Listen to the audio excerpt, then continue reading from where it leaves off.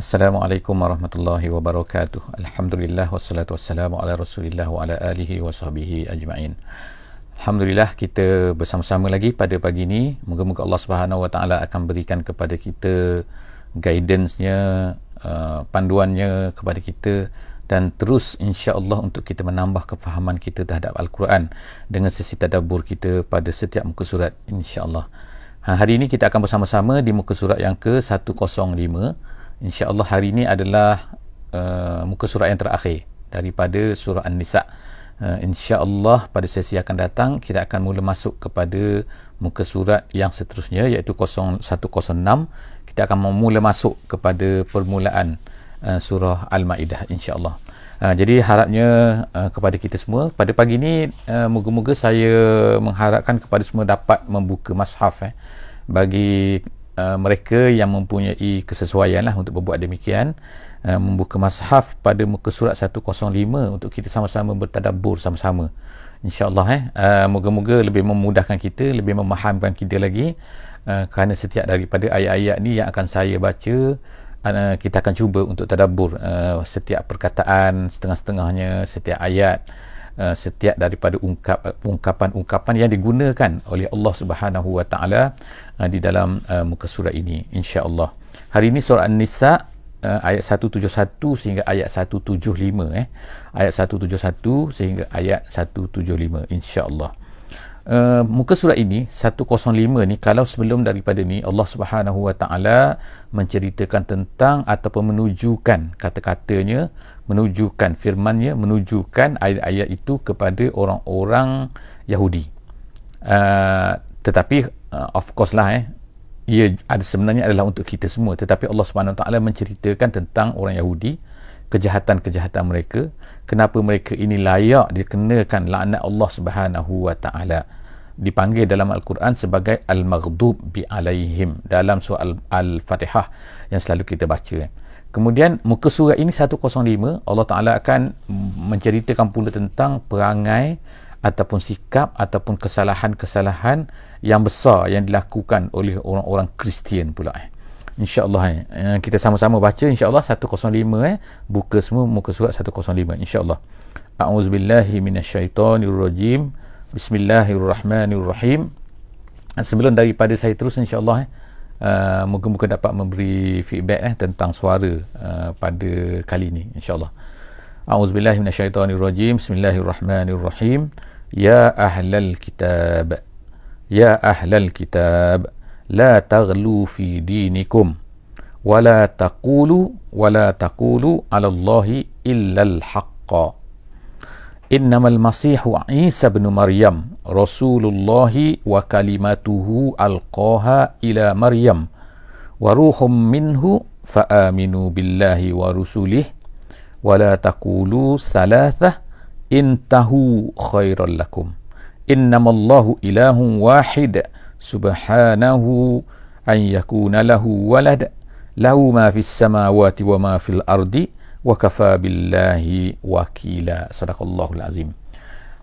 Ayat ini dimulakan oleh Allah Subhanahu wa taala dengan ya ahlal kitab, wahai ahli kitab. Asalnya makna ahli kitab ini adalah dua lah, iaitu orang Yahudi dan juga orang Kristian.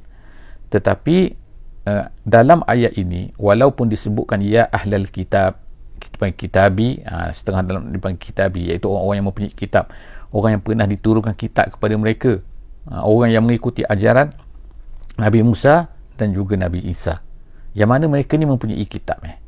Tak seperti orang-orang lain, orang Buddha, orang Hindu dan sebagainya, mereka ni tak ada kitab. Tapi mereka ni ada kitab, kitab yang memang diturunkan oleh Allah Subhanahu Wa Taala kepada nabi-nabi mereka yang terdahulu, tetapi mereka dah ubahkan.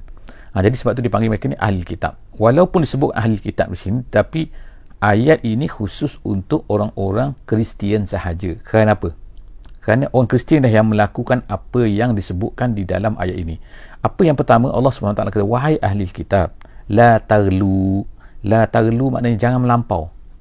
Melampau apa di sini? Maksud melampau, ulama tafsir kata, ialah janganlah melampaui dalam mentakdiskan Nabi Isa alaihissalam. Mentakdis maknanya mensucikan, menaikkan, meninggikan. Nabi Isa tu adalah seorang manusia. Dia telah diutuskan oleh Allah Subhanahu wa taala untuk menjadi rasul. Dia bukan Tuhan. Walaupun kita kata dia ni tidak berjaya dibunuh lah, ataupun diangkat lah, kata disalib lah, macam-macam orang Yahudi kata ataupun orang Kristian kata, tetapi Allah Subhanahu wa taala tahu kan bahawa sebenarnya dia diangkat oleh Allah Subhanahu wa taala dan akan kembali semula di akhir zaman. Jadi Allah Subhanahu wa taala kata kepada orang Kristian ni, la taghlu, sebab mereka ni dah melampau.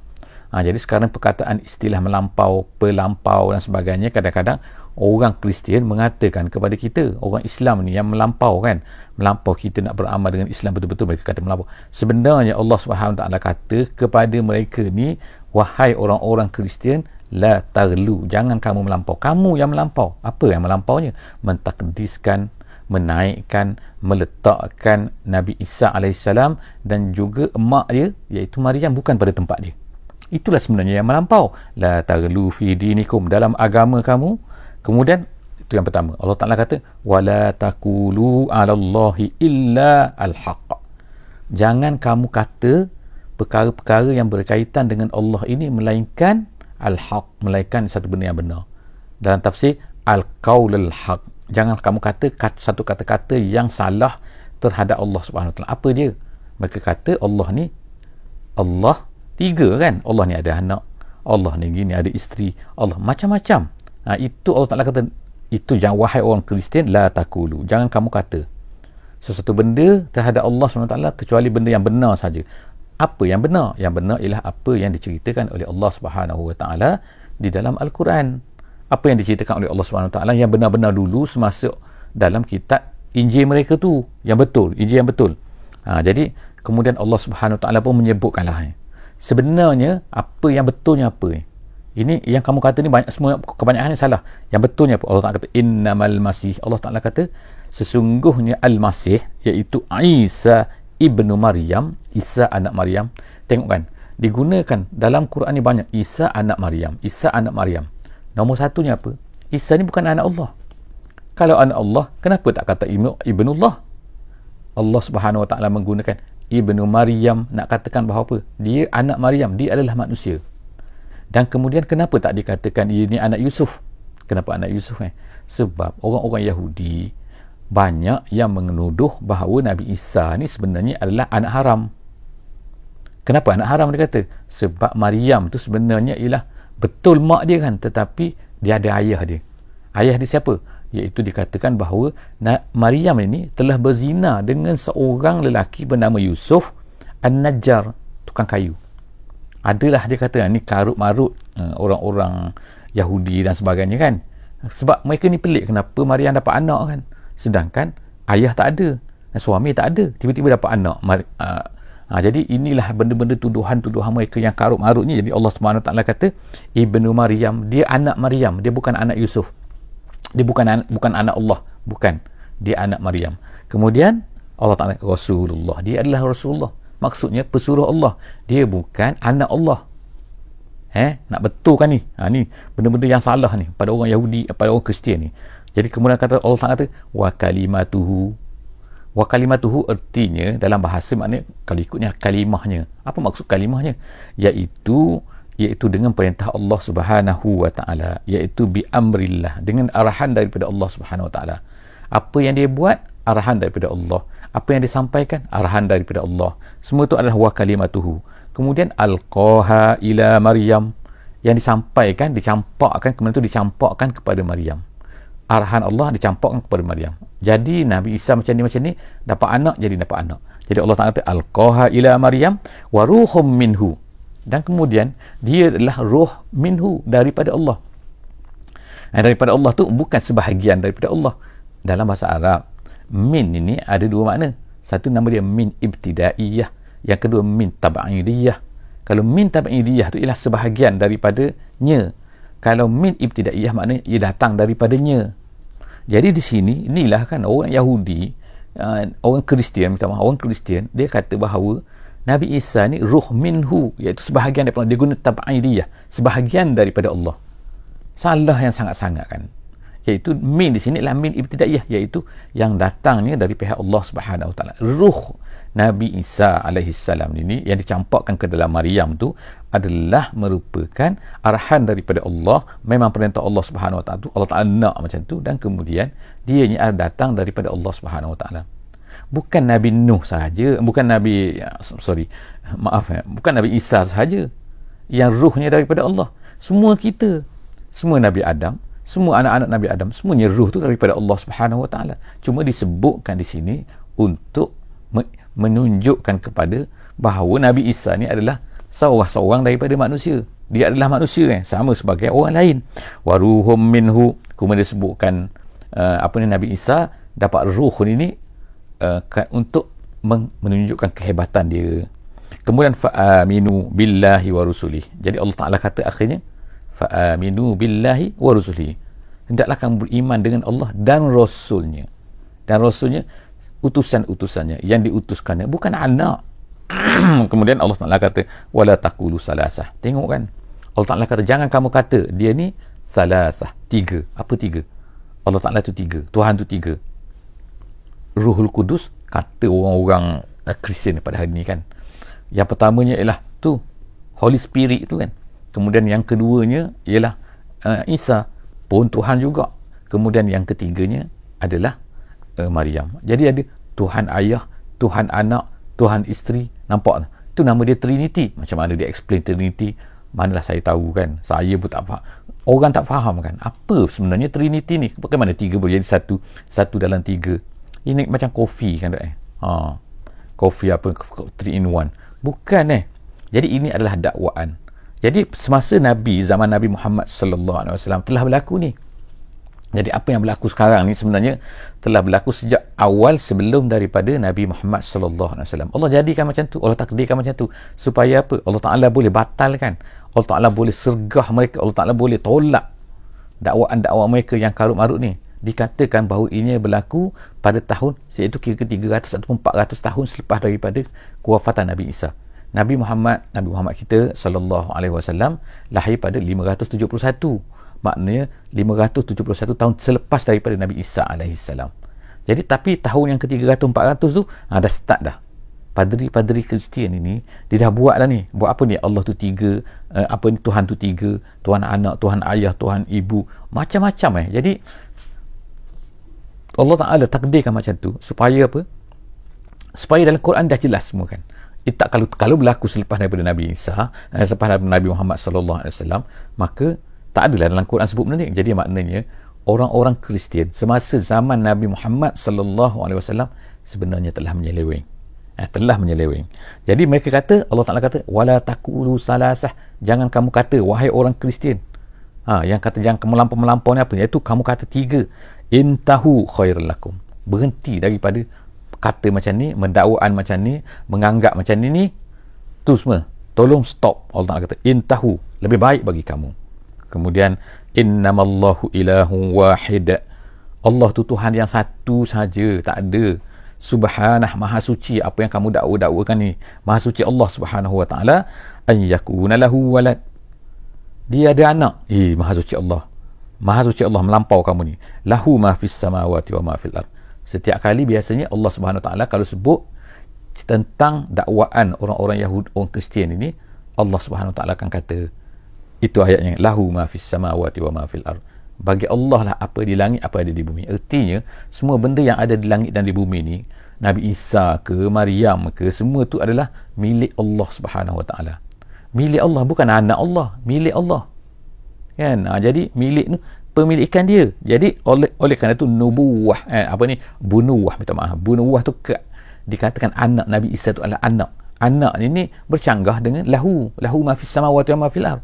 Ayat tu automatically menafikan apa yang didakwa oleh orang-orang Kristian. Jadi Allah kata wa kafa billahi wakila, cukuplah Allah ini menjadi wakil. Wakil maksud sini adalah syahid, menjadi saksi. Wahai Muhammad, Allah menjadi saksi bahawa kamu adalah Rasul, Nabi Isa adalah Rasul, Nabi Isa bukannya anak Tuhan. Apa yang didakwa oleh orang Kristian tu, semua tu tak betul. Kemudian seterusnya Allah Subhanahu wa taala berkata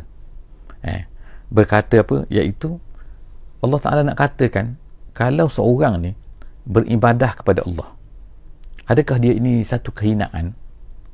rendahkah martabat seorang yang beribadah kepada Allah, menjadi hamba Allah. Sebab orang Kristian ni nak kata bahawa Nabi Isa tu dia nak letakkan tinggi. Dia ni bukannya hamba Allah, dia ni anak Allah. Tu kata-kata orang-orang Kristian. Jadi soalan Allah Ta'ala tanya dalam ayat yang seterusnya, ayat 182 ni kan, ayat 172 ni, iaitu hinakah kalau seorang tu menjadi hamba Allah? Mesti jadi anak Allah untuk jadi mulia. Jadi Allah Subhanahu Wa Ta'ala sebut sini lan selama-lamanya tidak. Yastankifal masihu. Yastankif artinya ialah ia takabbar, artinya ialah ia tajabbar, artinya ialah sombong, maksudnya gitu. Tidak sombonglah al-masihu an yakuna abdan lillah, menjadi hamba Allah. Nabi Isa alaihi salam tidak merasai sombong untuk menjadi hamba Allah. Artinya dia tak kisah, dia tak rasa hina diri pun. Apa salahnya kita jadi hamba Allah? Dia Tuhan, dia Allah kan, dia mencipta, dia memiliki. Sepatutnya kita ni menjadi hamba kepada Allah. Dan Nabi Isa AS tak kisah pun, tak mengapa pun untuk menjadi hamba Allah. Dia tak nak jadi hamba Allah. Bukan tak ada pun macam tu kan. Nabi Isa pun rela, dia ni dah suka dia ni untuk menjadi hamba Allah. Jadi kemudian Allah Ta'ala kata walal malaikatul muqarrabun, begitu juga malaikat-malaikat muqarrabun. Malaikat muqarrabun maknanya malaikat-malaikat yang mendekatkan diri kepada Allah Subhanahu Wa Ta'ala. Siapa? Jibril, apa kan, malaikat-malaikat yang dekat dengan Allah Subhanahu Wa Ta'ala, malaikat-malaikat hebat yang berpangkat tinggilah kita katakan, seperti Jibril dan sebagainya. Jadi malaikat-malaikat ini juga, mereka ni tak kisah untuk menjadi hamba Allah. Kenapa Allah Ta'ala ungkapkan benda ni? Kerana orang-orang musyrik Mekah ni ada di kalangan mereka ni yang mengatakan bahawa malaikat ni anak Tuhan. Dan malaikat tu dia kata banatullah, malaikat ni perempuan, lepas tu pula menjadi anak-anak perempuan kepada Allah. Tengok kan. Jadi Allah Ta'ala tolak semua ni kan. Nabi Isa tak kisah pun menjadi hamba Allah. Kemudian malaikat pun menjadi hamba Allah kan. Kamu ni apa yang susah sangat sampai kamu nak angkat melampau-lampau ni? Gitu kan. Wa man yastankif an ibadatihi. Allah Ta'ala kata siapa yang sombong, yang tak nak menjadi hamba Allah Subhanahu Wa Ta'ala, wa man yastankif an ibadatihi, tak nak beribadah kepada Allah, rasa sombong diri dia, wa yastakbir, dan sombong, fasayahsyuruhum ilaihi jami'a, Allah Ta'ala akan kumpulkan dia di akhirat. Kumpul makna apa? Akan kumpul untuk dibalasi siapa yang sombong. Jadi Allah Ta'ala tak sebut kan, tapi akan dikumpul. Jaga kamu nak lari ke mana maknanya kan, kamu akan kembali pada Allah. Allah Ta'ala akan kumpul kamu balik nanti. Jaga kalau kamu tak nak beriman. Jadi Nabi Isa AS menjadi hamba Allah, malaikat-malaikat hamba Allah, dan kita semua diminta oleh Allah Subhanahu Wa Ta'ala untuk menjadi hamba kepada Allah Subhanahu Wa Ta'ala. Oleh kerana itu, siapa yang tak nak jadi hamba Allah, jaga dia. Hari kiamat nanti dia tak lari ke tempat lain, dia akan dihadapkan untuk berjumpa dengan Allah Subhanahu Wa Ta'ala. Ayat 173. Fa'ammal lazina amanu wa amilus solihat fayuwaffihim ujurahum. Kalau orang tu beriman, Allah Ta'ala kata orang yang beriman, dan juga kalau orang tu beramal soleh. Dalam ayat ni dia ada sebutkan tentang khabar gembira. Dalam ayat ni juga akan menceritakan juga at-takhwif, dipanggil. Takhwif maknanya menakutkan. Jaga-jaga kalau kamu buat macam ni, akan bagi ni. Itu daripada Allah Subhanahu Wa Ta'ala. Ada pahala, ada dosa. Buat baik dapat pahala.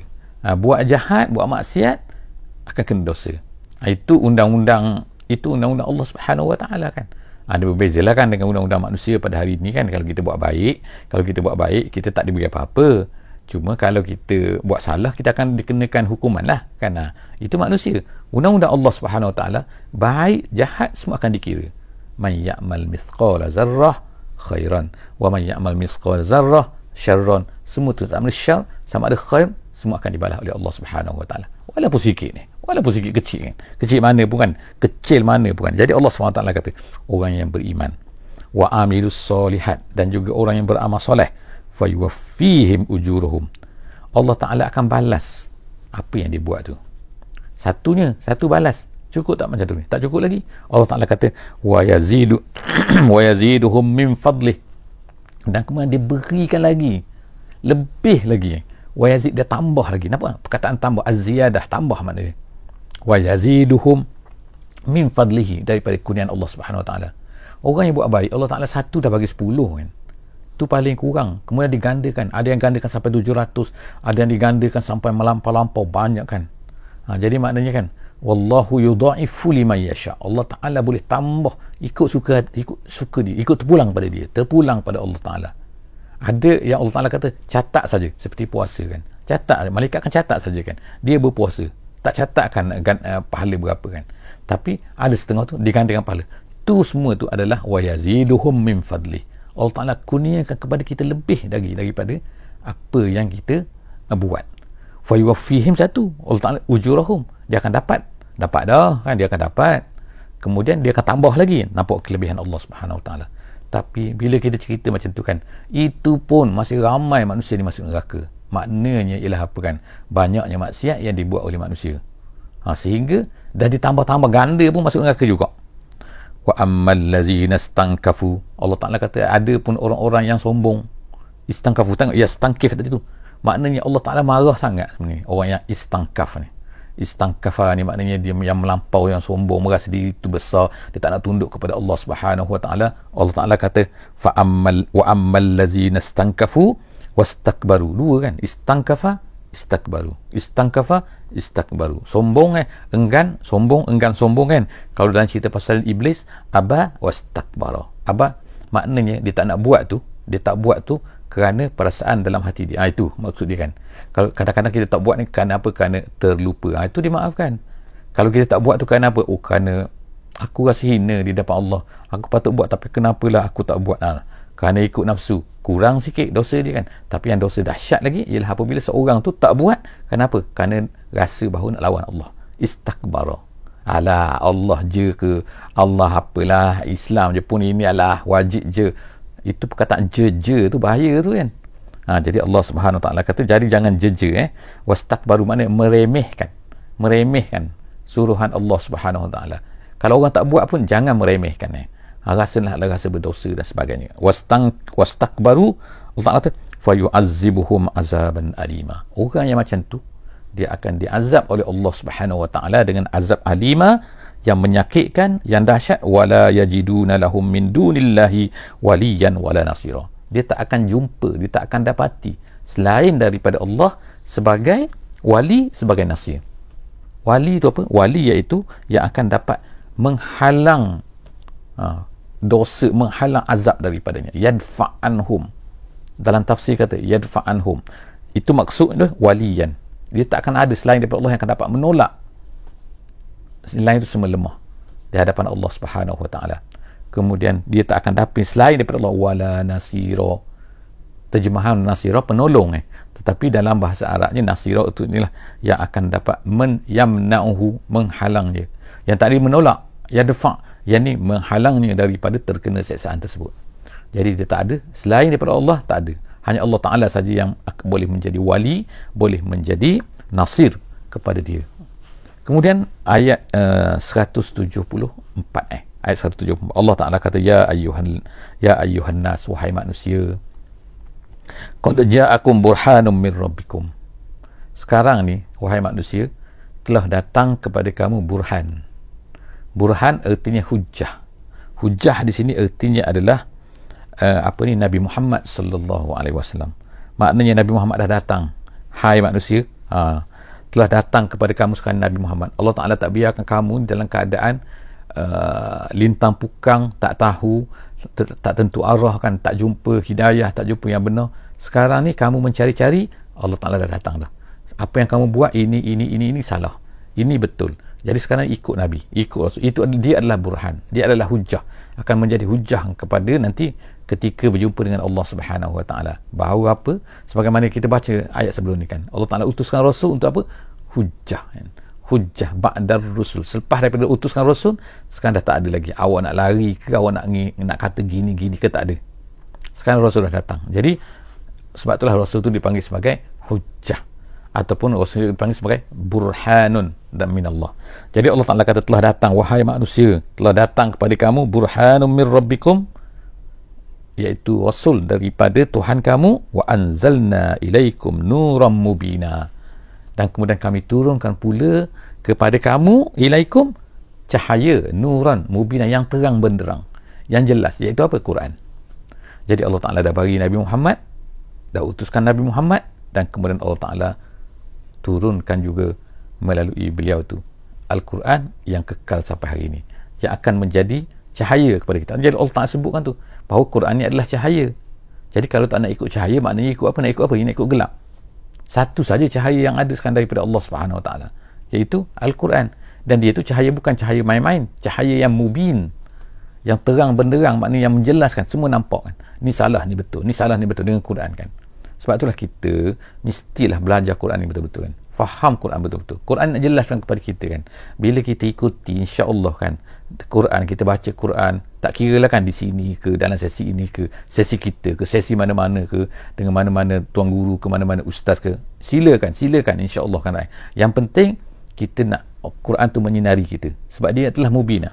Ayat yang terakhir, ayat 175 pada hari ini dalam muka surat 105 hari ini, fa ammal ladzina amanu billahi, adapun orang-orang yang beriman dengan Allah Subhanahu Wa Taala, wa'tasamu bihi, dan kemudian dia berpegang dengannya. Maksud berpegang ialah beramal lah, beramal dengan ajaran Allah Subhanahu Wa Taala tu, fasayudkhiluhum fi rahmatin min, Allah Ta'ala kata dia akan masukkan orang itu tu ke dalam fi rahmatin minhu, iaitu dalam syurga lah. Dia dapat rahmat Allah. Bila dapat rahmat Allah tu, maka dia boleh masuk syurga. Wa fadlin, dan kemudian kurniaan lagi, tambahan lagi, nampak yang tadi dah sebut kan. Wa yaziduhum min fadlih, kemudian Allah Ta'ala kata, janji lagi kan, Allah Ta'ala akan beri fadlin, kurniaan. Wa yahdihim ilaihi, dan kemudian beri pula hidayah kepadanya. Hidayah mudah kan. Hidayah ada dua dalam Al-Fatihah yang kita baca, Hidayatul Taufiq, Hidayatul Irsyad. Kita baca dulu mula-mula dalam muka surat yang pertama. Jadi insya-Allah kepada sahabat-sahabat semua yang nak jelaskan apa itu Hidayatul Irsyad, Hidayatul Taufiq, sila pergi kepada sesi kita, recording kita kan, dalam muka surat yang pertama. Kita dah ada muka surat 1, 2, 3, 4 sampailah sekarang muka surat 105. Dan sebenarnya kita pun dah ada dah muka surat yang ke depan tu, iaitu muka surat 348. Kita dah ada sampailah muka habis Al-Quran. Kita dah ada benda tu kan, insya-Allah kan. Kepada sahabat-sahabat semua yang nak refer lebih, nak tengok lebih, sila tengok dalam Facebook, dan juga dalam kita ada dalam MP3 dalam Telegram group kan. Terima kasih yang tolong buat untuk kita tu kan, dan juga yang telah buat macam-macam lah daripada sesi ni insya-Allah. Jadi Allah Taala kata fasayudkhiluhum wa yahdihim, Allah Taala masukkan mereka dalam syurga Allah, berikan mereka ni fadlin, kemudian tunjukkan pula mereka jalan, mudahkan. Hidayah tu sini, hidayah tu at-taufiq, hidayah taufik kepada mereka, ilaihi siratan mustaqima, jalan yang lurus, iaitu Islam, iaitu mereka rasa nak beramal dengan Islam. Bukan mudah sebenarnya nak beramal dengan Islam ni. Ertinya bukan mudah ni, ertinya kadang-kadang kita tahu tapi kita rasa tak, susah nak buat. Kenapa aku susah nak buat? Aku terasa tak nak buat. Terasa nak buat sendiri adalah merupakan hidayah daripada Allah Subhanahu Wa Taala. Sebab itulah kita minta kepada Allah Subhanahu Wa Taala, ihdinas siratal mustaqim, tunjukkanlah kami jalan yang lurus, siratal ladzina an'amta alaihim ghairil maghdubi alaihim waladdallin. Amin. Jadi insya-Allah setakat itulah saja sesi kita dalam muka surat ini. Insya-Allah sesi akan datang kita akan bersama-sama di muka surat 106 insya-Allah. Teruskan bersama insya-Allah. Assalamualaikum warahmatullahi wabarakatuh. Bismillahirrahmanirrahim. Wal 'asri innal insana lafi khusr illa allazina amanu wa amilus solihat wa tawasaw bil haqqi wa tawasaw bis sabri.